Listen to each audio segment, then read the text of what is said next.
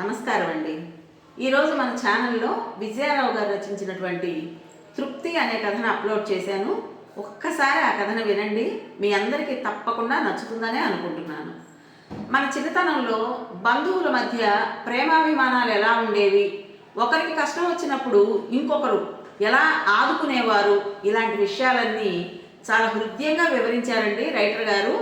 నాకైతే ఈ కథ వింటున్నంతసేపు, ఈ కథ చదువుతున్నంతసేపు మా అమ్మే గుర్తొచ్చింది. మీకు కూడా ఈ కథ ఎంతగా నచ్చుతుందంటే ఒక్కసారి వింటే మరలా మర్చిపోలేనంతగా నచ్చుతుంది. మరి మన ఛానల్లోకి వచ్చి ఒక్కసారి ఈ కథని వినండి. మీకేమనిపించింది అనేది నా కామెంట్ బాక్స్లో తప్పకుండా తెలియజేయండి. నేను ఈ కథకి సంబంధించిన లింక్ మన ఛానల్లో మన పేరు కింద, ఛానల్ పేరు కింద ఇస్తాను. తప్పకుండా వినండి. మరి రేపు మరో మంచి కథతో కలుద్దామా? ఉంటానండి.